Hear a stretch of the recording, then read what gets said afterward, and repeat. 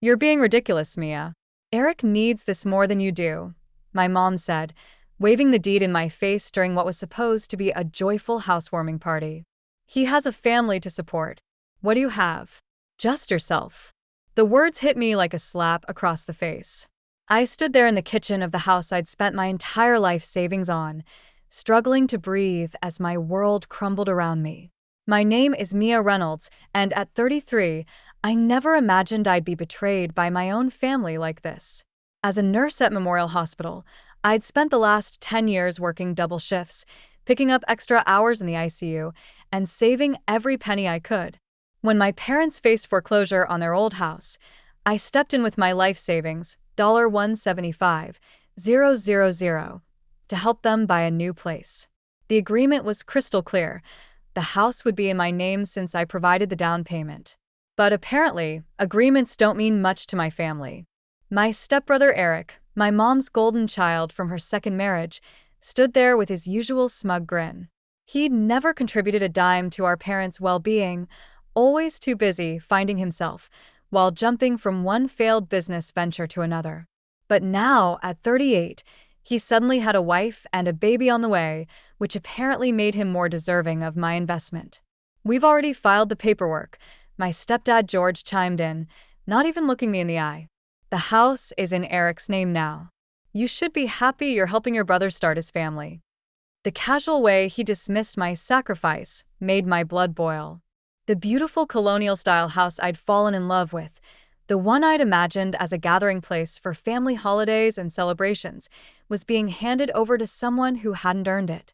Looking around the room at the faces of extended family and friends who'd come to celebrate, I could see the awkward glances and whispered conversations.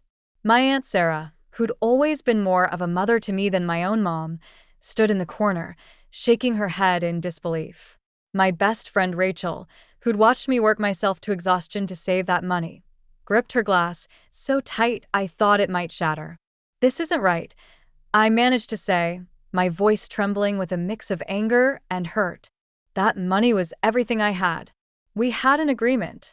"Oh, stop being so dramatic," my mom sighed, rolling her eyes. "You're a nurse. You'll save it up again. Eric needs a stable home for his baby. It's not like you have anyone to provide for." That's when something inside me snapped. Years of being the responsible one, the reliable one, the one who always sacrificed for others came crashing down. As I looked at their entitled faces, I knew this wouldn't end here. They had no idea what I was capable of when pushed too far. Growing up, I always knew I was different from Eric in my parents' eyes. After my dad passed away when I was 6, my mom remarried George within a year. Eric came into our lives like a whirlwind, immediately becoming the center of their universe. While I spent my weekends studying and working part-time at the local pharmacy to save for college, Eric was showered with new cars, expensive clothes, and endless second chances. I put myself through nursing school, working nights as a CNA, and taking out student loans that I'm still paying off. Every time Eric's business ventures failed, the car wash, the supplement company, the cryptocurrency investment opportunity, my parents would drain their savings to bail him out. I watched them refinance their house 3 times to cover his mistakes, saying nothing even as I saw their retirement slipping away. When they called me 6 months ago, desperate and in tears because they were about to lose their house, I didn't hesitate. I had been saving for my own place, dreaming of a small cottage with a garden where I could finally put down roots. Instead, I offered them my savings, thinking it would finally prove my worth to them. We spent weeks looking at houses together, and I fell in love with the Colonial on Maple Street. The realtor worked with us to make it happen, and I signed all the preliminary paperwork as the owner.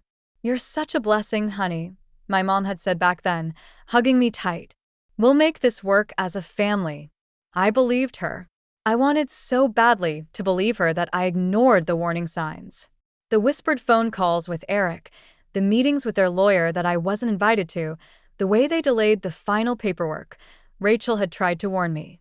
"Mia, get everything in writing," she'd said over coffee one morning. "I don't trust them to do right by you." But I defended them, convinced that even if they favored Eric, they wouldn't steal from me. After all, what kind of parents would do that to their own daughter? The day before the housewarming party, I'd gone to Target and spent hours picking out new decorations for what I thought would be my investment property. I bought fluffy towels for the bathrooms, cheerful throw pillows for the living room, and a welcome mat that read, "Home Sweet Home." Now, all those items felt like cruel jokes scattered around a house that had been stolen from me. Standing in that kitchen, watching Eric parade around like he'd earned any of this, I thought about all the nights I'd worked in the ICU. The holidays I'd missed, the relationships I'd put on hold, the vacations I'd never taken, all to save that money. They hadn't just stolen my savings, they'd stolen years of my life. As the party continued around me, my head was spinning. Guests were starting to leave, offering awkward congratulations to Eric while avoiding eye contact with me. I sat alone at the kitchen counter, staring at my phone, when Rachel slid into the seat next to me. "You need to call Marcus," she whispered, referring to her brother who worked as a real estate attorney. "Something's not right about how they transferred the deed. They couldn't have done this legally without your signature." Just then, Eric walked by with his wife Jessica, talking loudly about their renovation plans. "We'll probably gut the kitchen first," he announced, running his hand along the granite countertop I'd helped pick out. "Maybe knock down a wall or two, really make it our own." My stomach lurched. Looking around the kitchen, I noticed the folder of paperwork my parents had shown me when we first made the agreement. It was still sitting on top of the refrigerator, where Mom always kept important documents. While everyone was distracted by Eric's grand plans, I quietly grabbed it and slipped it into my bag. "I need some air," I told Rachel, heading for the back porch. Once outside, I pulled out the papers with trembling hands. There it was, the original agreement I'd signed, stating clearly that the house would be in my name in exchange for the down payment. Then I found something else, a letter from their lawyer, dated just 2 weeks ago, warning them that transferring the deed without my consent could be considered fraud. My phone buzzed with a text from my mom. "Stop sulking outside. Come back in and be happy for your brother." That was the moment I knew what I had to do. This wasn't just about the money anymore. This was about standing up for myself after years of being pushed aside. With shaking hands, I texted Marcus. "Are you free tomorrow? I need legal help." His response came quickly. "Rachel told me what happened. Come to my office at 9 a.m. Bring all the paperwork you have." Walking back inside, I found my mom and George huddled with Eric in the living room, probably making more plans for my house. They looked up as I entered, their faces a mix of annoyance and dismissal. "Finally decided to stop being dramatic?" my mom asked, raising an eyebrow. I managed a small smile, surprising them. "Actually, I want to thank you," I said calmly. "You've helped me see things very clearly." They exchanged confused looks, clearly expecting more tears or pleading. But I was done pleading, done being the reliable daughter who always came through while getting nothing in return. As I grabbed my purse to leave, I heard Eric laugh and say, "See, she's fine. She'll get over it." I turned back one last time. "No, Eric, I won't get over it. But you'll wish I had." The next morning, I sat in Marcus's office, clutching a coffee cup to steady my nerves. He reviewed the documents spread across his desk, occasionally making notes and shaking his head. After what felt like hours, he looked up at me with a slight smile. "Mia, they really messed up here," he said, holding up the lawyer's warning letter. "The deed transfer isn't just questionable, it's fraudulent. You provided the down payment, signed the initial paperwork, and there's clear documentation of the agreement. They can't legally give away a house that was meant to be yours." "But they already did," I replied, my voice cracking. "The deed is in Eric's name. A fraudulent transfer can be reversed," Marcus explained, reaching for his phone. "And I've got a friend at the DA's office who would be very interested in this case. What they did could actually result in criminal charges." My heart raced at his words. "Criminal charges? I don't want my parents to go to jail," I said, even after everything. The thought of them in legal trouble made me hesitate. "Listen to me," Marcus said firmly. "They stole $175,000 from you. That's grand theft. They committed fraud, and from these bank statements, it looks like they might have forged your signature on some documents. They're counting on you being too nice to fight back. He was right. My whole life, they'd counted on me being the understanding one, the one who would sacrifice without complaint.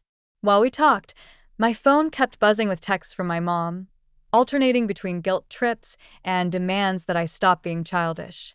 "What do you want to do?" Marcus asked, watching me carefully. I took a deep breath. "I want my house back, and I want them to understand they can't treat me like this anymore." Marcus nodded and started typing on his computer. "I'm filing an emergency injunction to prevent them from making any changes to the property. Then we'll proceed with legal action to void the transfer.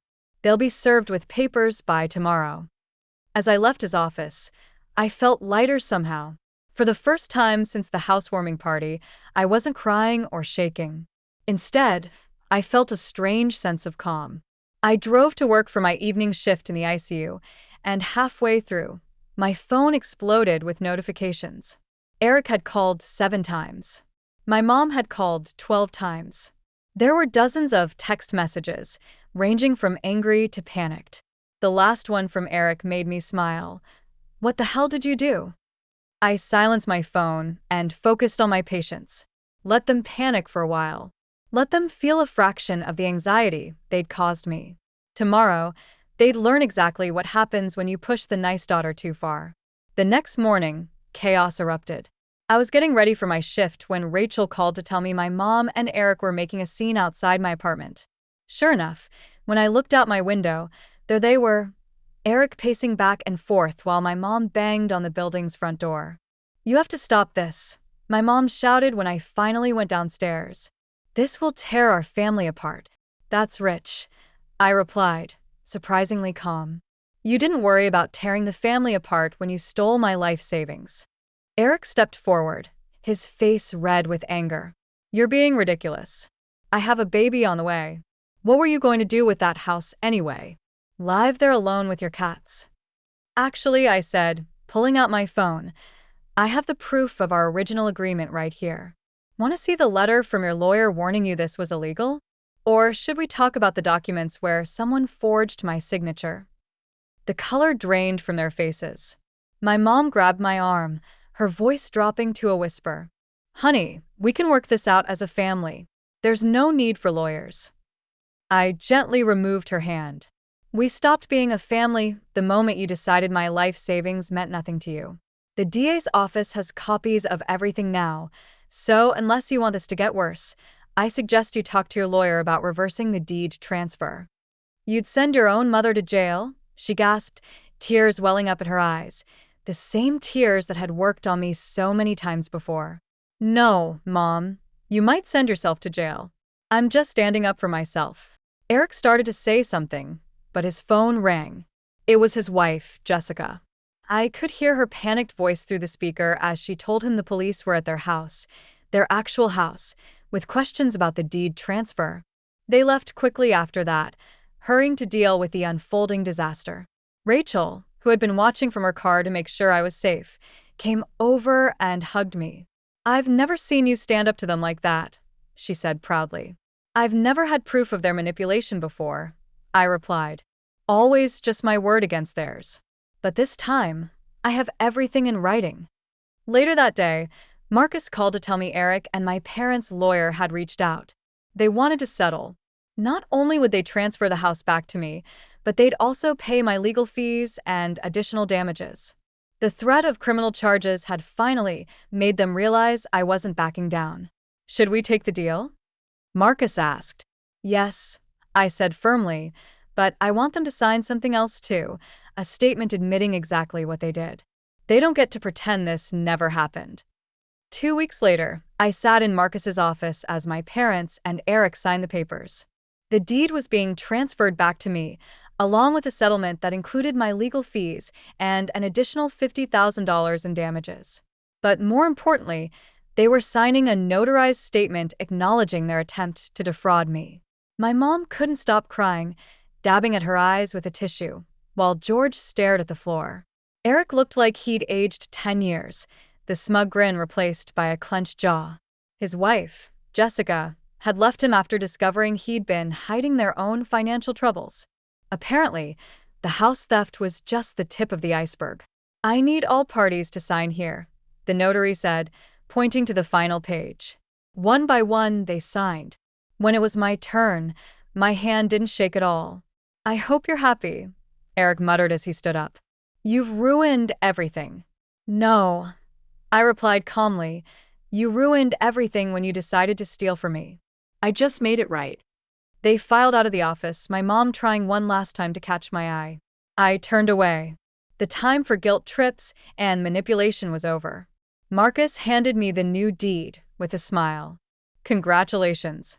The house is officially yours. But I had one more surprise for them. Actually, I said, pulling out another set of papers. I'd like to sell it. My family had already spread the word about their misunderstanding with the house, trying to save face with relatives and friends. They didn't know I'd received an offer from a developer who wanted to turn the property into apartments.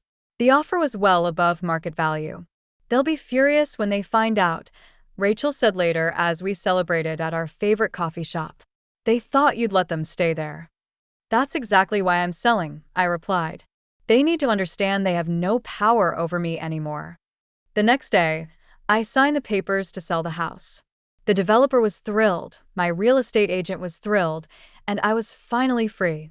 The profit from the sale, combined with the settlement money, meant I could buy my dream cottage with a garden and still have savings left over. As I drove away from the closing, my phone buzzed with a voicemail from my mom. She was crying, saying she'd heard about the sale, begging me to call her back. I deleted it without listening to the end. Some might call it cruel, but I call it boundaries. For the first time in my life, I wasn't going to set myself on fire to keep them warm. Let them figure out their own lives. I had a cottage to furnish and a garden to plant. The weeks after selling the house were transformative. I found a charming cottage just outside the city, with a wraparound porch and enough yard space for the garden I'd always dreamed of. Rachel helped me move in, and together we painted the walls in soft, peaceful colors. Nothing like the bold schemes my mom had always insisted were proper for a family home. My phone still lit up regularly with messages from family members. Some were angry, calling me selfish for selling the house without giving my parents a chance to figure something out. Others tried guilt trips, telling me my mom cried herself to sleep at night. My Aunt Sarah was the only one who stood by me, telling the others they should be ashamed for what they'd done. I ran into your mom at the grocery store, Sarah told me over Sunday brunch. She was telling everyone who would listen about how ungrateful you are, but most people know the truth now. That statement you made them sign has made the rounds. I smiled, thinking about how the narrative had shifted. No longer was I the difficult daughter who wouldn't help her brother. Now I was the hardworking nurse whose family had tried to steal her savings. My mom's attempts to play victim weren't working anymore. Eric and Jessica officially separated, and he moved back in with our parents. I heard through the grapevine that he was working as a sales clerk at an electronics store, his first real job in years. Sometimes, I drove past their rental house on my way to work, a modest place, nothing like the home they'd tried to steal from me. It didn't bring me joy to see them struggling, but I felt a sense of justice. At work, things were looking up too. Once I stopped letting my family drain my energy and resources, I was able to focus on my career. I applied for and got a promotion to charge nurse, which came with better hours and a significant pay raise. My colleagues noticed the change in me. I smiled more, stood up for myself in meetings, and no longer accepted all the holiday shifts just because others had real families to spend time with. One evening, as I sat on my porch watching the sunset and planning my garden, my mom's number flashed on my phone. Instead of the usual anxiety, I felt nothing but calm as I declined the call. Later, I listened to her voicemail. She was asking if I would help Eric with rent money since things were so hard for him right now. I deleted the message and went back to my gardening catalog. I'd ordered seeds for tomatoes, cucumbers, and my favorite violets. The flower beds were already prepared, the soil rich, and waiting for new life. In a way, it felt like a metaphor for my own life. I'd cleared out the weeds of toxic relationships and was ready to grow something beautiful. Rachel often joked that I should write a book called How to Stop Being a Doormat in 3 Easy Steps.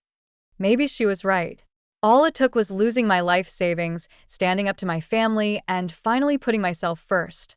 Simple, really. 6 months after selling the house, my life had settled into a peaceful rhythm. My garden was thriving, with the first tomatoes ripening on the vine and violets blooming in neat rows. I'd made friends with my neighbors, joined a local book club, and even started dating again, something I'd put off for years because my family demanded so much of my time and energy. The family drama hadn't completely disappeared, but I'd learned to manage it differently. My mom still tried to reach out regularly, especially when they needed money. Each time, I stuck to my boundaries. "I'm not in a position to help," I'd say calmly, no matter how many tears or guilt trips followed. The phrase became my shield, protecting me from their manipulation. Eric's situation had gotten worse. Jessica filed for divorce, and the baby, my nephew, lived primarily with her. She discovered Eric had taken out credit cards in her name, leaving her with massive debt. When she came to me for advice, I connected her with Marcus, who helped her navigate the legal mess. It felt good to help someone who genuinely deserved it. One Sunday morning, while I was tending to my garden, a familiar car pulled into my driveway. My mom stepped out, looking older and more tired than I remembered. She'd shown up unannounced, probably hoping to catch me off guard. "Your garden is beautiful," she said softly, hovering by the fence. "You always did have a way with plants." "Thank you," I replied, continuing to work with my plants. "But you shouldn't be here without calling first." I know. I miss you, honey, and I wanted to tell you that your father and I are selling our house. We can't afford it anymore, and Eric's expenses." She trailed off, looking at me hopefully. I stood up, brushing dirt from my knees. "Mom, I'm not giving you money. That chapter is closed." "I wasn't asking for," she started, then stopped herself. "Okay, maybe I was. But can you blame me for hoping? You're doing so well, and we're your family." "Family doesn't steal from family," I said firmly. "Family doesn't forge signatures or try to justify theft because one child deserves it more. You made your choice, Mom. Now you're living with the consequences." She left in tears, but I didn't feel guilty. Instead, I felt proud of maintaining my boundaries. Later that evening, I hosted a small dinner party for Rachel, Sarah, and some friends from work. As we sat on my porch, drinking wine and watching fireflies dance in my garden, I realized something profound. This was what family really looked like. It wasn't about blood or obligation. It was about choice, respect, and genuine care for each other. "To boundaries," Rachel toasted, raising her glass with a knowing smile. "To growth," I added, thinking of my flourishing garden and my even more flourishing spirit. A year has passed since I stood up to my family, and the transformation in my life still amazes me. My cottage has become a sanctuary, filled with peace and warmth that I never felt in my family's presence. The garden produced so many vegetables last summer that I started donating extras to the local food bank. Sometimes, I think about how my mom used to mock my obsession with gardening, calling it a waste of time. Now, it brings me joy and helps others too. My career has flourished without the constant drain of family emergencies. I was recently promoted to nursing supervisor, and my colleagues often comment on how much more confident I've become. I no longer apologize for taking vacation days or saying no to extra shifts when I need rest. Setting boundaries at home taught me to set them everywhere else too. Rachel jokes that I'm becoming a bit of a local legend at the hospital. New nurses seek me out for advice, not just about patient care, but about standing up for themselves in difficult situations. Last week, a young nurse thanked me for helping her find the courage to leave an abusive relationship. "If you could stand up to your whole family," she said, "I can stand up to one person. My parents and Eric still struggle, but that's no longer my burden to bear. They made their choices just as I made mine." Sometimes the kindest thing you can do for people and yourself is to let them face the consequences of their actions. It's not about revenge anymore. It's about growth and self-respect. The money they stole was just money, but what I gained by standing up to them was priceless: my freedom and self-worth. The other day, I found an old photo of my family at the housewarming party, taken just before everything fell apart. Looking at their smug faces, I realized I don't feel angry anymore. Instead, I feel grateful. Their betrayal pushed me to become someone stronger, someone who values herself enough to walk away from toxic relationships, even when they're wrapped in the package of family. My garden is starting to bloom again this spring. Sarah visits often, bringing her grandchildren who love helping me plant new flowers. Rachel and I have our weekly coffee dates, where we laugh about how far I've come from the person who used to answer every demanding phone call for my family. Even Jessica brings my nephew over sometimes. She says the garden has a healing effect on her too. Life isn't perfect, but it's authentically mine now. I've learned that sometimes the best revenge isn't about getting even. It's about getting better. Every flower that blooms in my garden, every peaceful evening on my porch, every boundary I maintain is a reminder that I chose myself. And I'd do it all again in a heartbeat.